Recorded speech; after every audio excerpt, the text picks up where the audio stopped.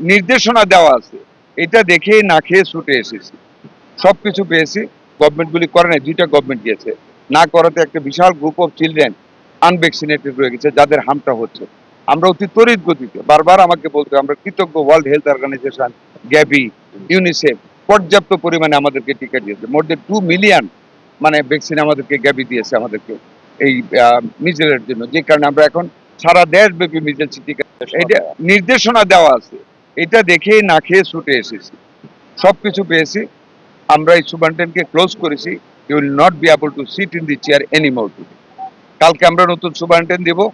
DC মহোদয়কে বলেছি আরো যা ফান্ড লাগে, আমার জেলা প্রশাসক সাহেব আছেন, উনিও ফান্ড দিয়ে জেলা পরিষদের প্রশাসক আছেন, উনিও ফান্ড রেডি আছে আমাদের। একজন সরকারি অফিসার দায় দায়িত্বহীনতার ঊর্ধ্বে উঠে যে ইন্টারভিউটা করেছে, it's a total damage to the government. উনি এটা করতে পারে না। যদি মনে করেন শর্টেজও থাকে, আমরা বলেছি আমাদেরকে জানাবেন, আমার ডিজি মহোদয় আছেন ওনাকে জানাবেন, ডিসি সাহেব আছেন ওনাকে জানাবেন, বা ওনার এমএসআর ফান্ড আছে, একটা বায়ালে 4 জনকে ইনজেকশন দেওয়া যায়, প্রয়োজনে 10টা বায়াল কিনা যায়, মাত্র 10টা বায়ালের দাম 5,000 টাকা, যে কোনো খান থেকে ফান্ড নেওয়া যায়। আমাদের ডিসি মহোদয় আছেন, আমার জেলার প্রশাসক এখন নিয়োগ হয়েছে, আমাদের এমপি মহোদয়গণ আছেন, যে কাউরে শেল্টার না নিয়ে উনি একেবারে এরকম একটা ওপেন ইন্টারভিউ করতে পারেন? আপনারা বলেন করতে পারেন না?